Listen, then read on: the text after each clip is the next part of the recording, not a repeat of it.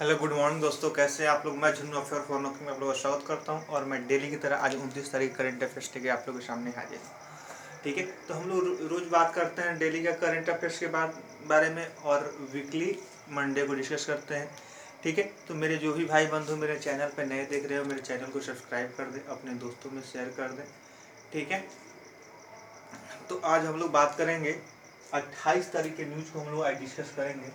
ठीक है, जिसमें हो सकता है कुछ 27 तारीख के भी न्यूज़ हो, क्योंकि पेपर से मैं न्यूज़ को कवर करता हूँ और उसके बाद आप लोग की वीडियो देता हूँ।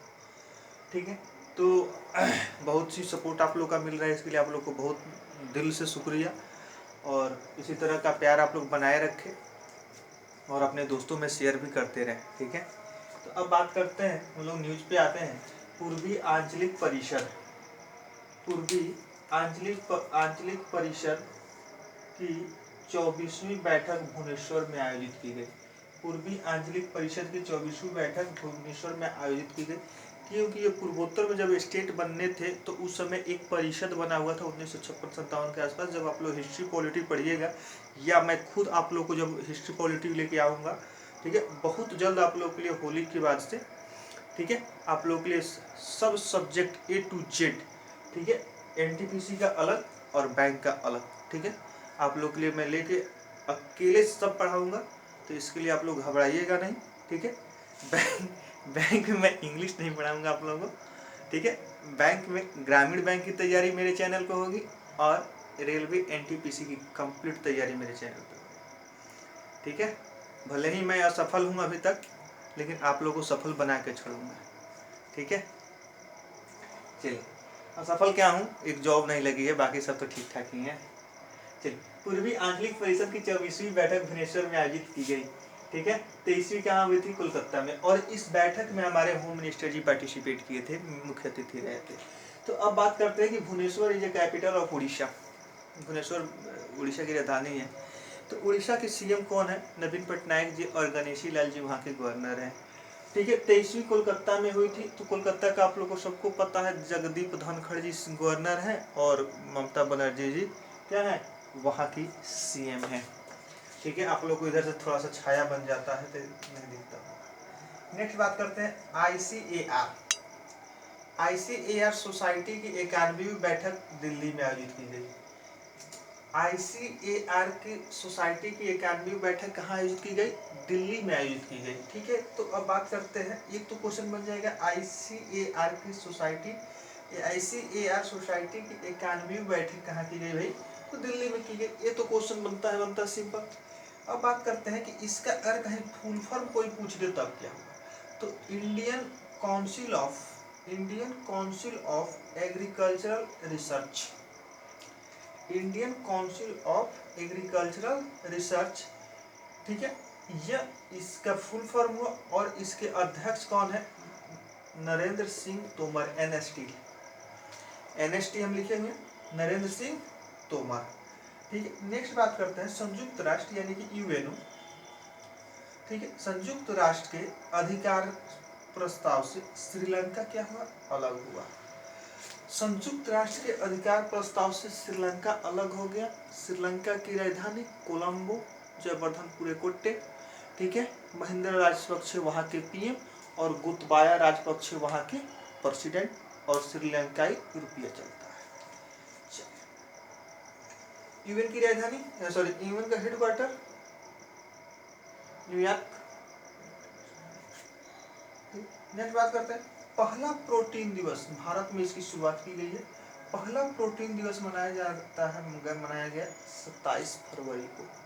ठीक है, यह प्रोटीन दिवस जो है, भारत का जो फूड प्रोसेसिंग मिनिस्ट्री है, यानी कि खाद्य प्रसंस्करण मंत्रालय जो है, इसके द्वारा डिक्लेयर किया गया। क्या किया गया, इसके द्वारा, यानी कि खाद्य प्रसंस्करण मंत्रालय द्वारा 27 फरवरी को क्या डिक्लेयर किया गया है, तो प्रोटीन दिवस डिक्लेयर किया गया।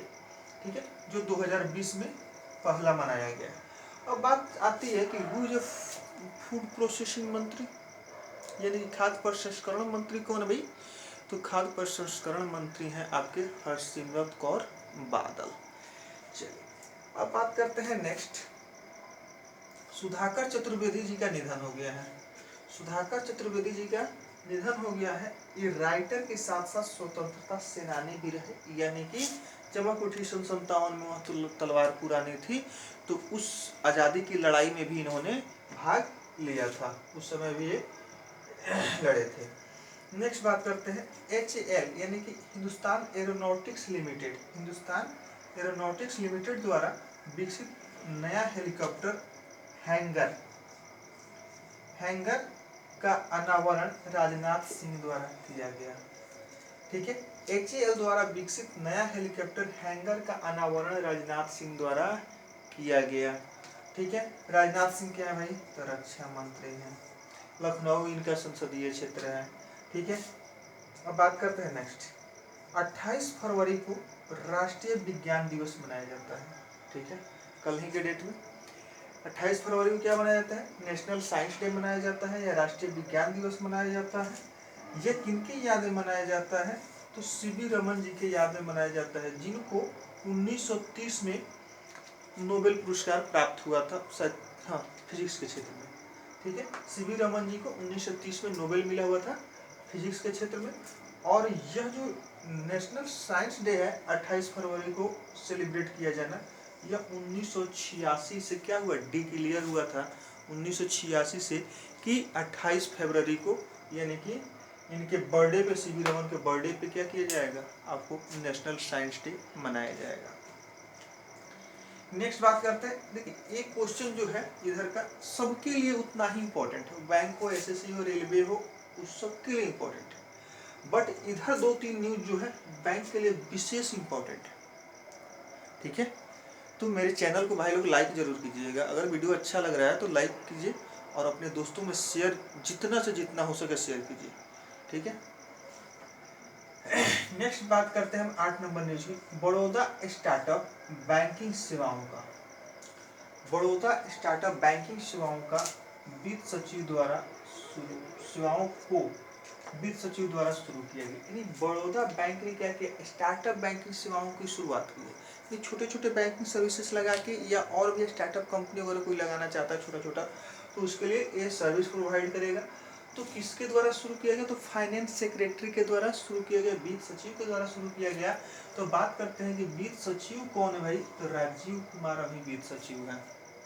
फाइनेंस सेक्रेटरी कौन है, राजीव कुमार है। एक और राजीव कुमार है जो आपको नीति आयोग के उपाध्यक्ष हैं। ठीक है, नेक्स्ट हम बात करते हैं RBI ने, देखिए बैंक से ये भी रिलेटेड हो गया, ये भी बैंक से रिलेटेड। RBI ने सभी बैंकों को, RRB को छोड़ के, RBI ने सभी बैंकों को, RRB को छोड़ के फ्लोटिंग रेट से सभी लोन जोड़ने का आदेश दिया है, यानी कि निर्देश दिया है। RBI ने सभी बैंकों को क्या गाइडलाइन दिया है कि फ्लोटिंग रेट से जोड़ के सभी लोन को आपको लोन प्रोवाइड करने हैं, यानी कि repo rate, reverse repo rate के साथ सभी लोन को आपको ऐड कर देना है। जैसे ये बढ़ेगा उसी तरह से आपका लोन का रेट भी बढ़ेगा, और कम होगा तो कम होगा। नहीं तो बैंक अपने क्या करते हैं, एक बेस रेट होता है MCLR, ठीक है, उससे ऊपर वहाँ तक तो मिनिमम रखना होता है, उससे ऊपर खूब बढ़ा चढ़ा के बैंक अपना लोन डिस्ट्रीब्यूट करते हैं, जो कि कब कम किया जाएगा। ठीक है, लेकिन RRB में, यानी कि रीजनल रूरल बैंक में वैसी फैसिलिटी नहीं होगी। ये सिर्फ नेशनलाइज बैंकों के लिए, स्मॉल बैंकों के लिए, पेमेंट बैंकों के लिए ये लागू होगा। अब बात करते हैं नेक्स्ट, एयरटेल पेमेंट बैंक ने आधार सक्षम भुगतान प्रणाली लॉन्च किया। ठीक है, यानी कि एयरटेल पेमेंट बैंक के माध्यम से भी अब क्या किया जाए, AEPS काम करेगा, AEPS काम करेगा। ठीक है, आधार इनेबल पेमेंट सिस्टम, आधार इनेबल पेमेंट सिस्टम, बहुत बार इसका फुल फॉर्म पूछ लिया जाता है AEPS का बैंक एग्जाम में, खासकर बैंक एग्जाम में। AEPS क्या होता है भाई, तो आधार इनेबल पेमेंट सिस्टम, जिसकी शुरुआत अब एयरटेल ने भी कर दिया है। अब बात करते हैं कि एयरटेल पेमेंट बैंक जो है, एयरटेल पेमेंट बैंक जो आपका पेमेंट बैंक का पहला पेमेंट बैंक, यानी पेमेंट बैंक जो खुला तो उसमें पहला पेमेंट बैंक खुला था एयरटेल बैंक। ठीक है, कहाँ खुला था, राजस्थान में, और इसका एयरटेल पेमेंट बैंक का हेडक्वार्टर कहाँ है भाई, तो नई दिल्ली में। ठीक है, आप लोग याद रखिएगा, एयरटेल पेमेंट बैंक का हेडक्वार्टर नई दिल्ली में, और पहला ब्रांच ही खुला था राजस्थान में। और पहला पेमेंट बैंक है एयरटेल पेमेंट बैंक। नेक्स्ट बात करते हैं 11वें राष्ट्रीय कृषि विकास केंद्र दिल्ली में। 11वें राष्ट्रीय कृषि विकास केंद्र दिल्ली में स्थापित किया गया या किया जाएगा, ठीक है। यानी डेली 2-2 न्यूज हमको देखने को आपको दिल्ली से मिल रहा है, ठीक है। तो मैं ऐसा सोच रहा हूँ क्यों न एक दिन दिल्ली हेडिंग देके जितने मीटिंग हुए, जितने वहाँ पे सम्मेलन हुए हैं पिछले 2-3 महीनों में, ठीक है, उसको क्यों न एक अलग से वीडियो में आप लोगों को अपडेट कर दूँ। तो अगर इस तरह का वीडियो आपको चाहिए तो आप लोग कमेंट में इसको जरूर बताएं हमको, ठीक है। सारा दिल्ली को हम एक जगह कलेक्ट करके एक बना दूंगा, जिससे कि आप लोगों को आसानी हो जाएगी दिल्ली में क्या क्या हुआ था। मैं वो दंगा फसाद की बात नहीं कर रहा हूँ, मैं क्वेश्चन से, ठीक है। जैसे समर स्मारक का बरसगांठ मनाया गया, ठीक है। ऑस्ट्रेलिया के मंत्री स्तरीय बस बैठक हुई, ठीक है। इस ICAR सोसाइटी के 91वीं बैठक हुई, राष्ट्रीय कृषि विकास केंद्र खोला गया। इस तरह के बहुत सारे बैठक वगैरह हुए हैं, ठीक है। तो इस तरह से कर दिया गया। नेक्स्ट बात करते हैं इसरो के नाविक तकनीकी पर आधारित स्मार्टफोन कंपनी Xiaomi द्वारा लॉन्च किया जाएगा। यानी इसरो ने जो नाविक तकनीकी बनाया था टेक्नोलॉजी, उस पर आधारित अब Xiaomi कंपनी क्या करेगी, यानी कहने का मतलब कि इसका सीधे कहा जाता है MI कंपनी द्वारा अब इस पे भी इस टेक्नोलॉजी पे भी आधारित अब क्या किया जाएगा, स्मार्टफोन्स बनाए जाएंगे, एंड्रॉइड फोन्स बनाए जाएंगे। तो यहाँ से क्वेश्चन क्या बनेगा, इसरो के नाविक तकनीकी पे आधारित कौन सी कंपनी स्मार्टफोन बनाने जा रही है या बनाने की घोषणा की है। तो Xiaomi कंपनी, ठीक है। या Xiaomi कंपनी नाविक योजना के तहत, नाविक तकनीकी के तहत जो क्या स्मार्टफोन ला रही है वह किसकी देन है, तो वो इसरो का है, ठीक है। नेक्स्ट हम बात करेंगे और लास्ट न्यूज आज का होगा ये, ठीक है। भारती एक्सा ने व्हाट्सएप पर चैटबॉट लॉन्च करने वाला पहला कंपनी बन गया है। भारती एक्सा ने व्हाट्सएप पे चैटबॉट लॉन्च करने वाला पहला कंपनी बन गया है, यानी कि इंश्योरेंस कंपनी पहला बन गया है, ठीक है। क्योंकि बैंक ऑलरेडी पहले लॉन्च कर चुके हैं। कल या परसों के वीडियो में हम लोग देखे थे आदित्य स्टेट्स वाला, वो भी अपना लॉन्च कर चुका है, ठीक है। तो ये भारती एक्सा वाला क्या हो जाएगा, पहला ऐसा बैंक है, ऐसा इंश्योरेंस कंपनी है जो क्या किया, अपना चैटबॉट लॉन्च किया है। इसी के साथ मैं इस वीडियो से आप लोग से विदा लूँगा। और हाँ, मेरे भाई बंधु, मेरे दोस्त जो भी मेरे चैनल पर देख रहे हैं वो मेरे चैनल को सब्सक्राइब कर दें, अपने दोस्तों में शेयर कर दें, क्योंकि आपका एक एक सब्सक्रिप्शन मेरे लिए क्या करते हैं, एंटीबायोटिक का काम करता है। और एक एक कमेंट में पढ़ के बहुत खुशी मिलती है हमें कि आप लोग इतना हमें सपोर्ट करते हैं मुझे, ठीक है। तो ऐसे ही आप लोग प्यार बनाए रखें। इसी के साथ मैं आप लोग से विदा लूँगा। जय हिंद, जय भारत।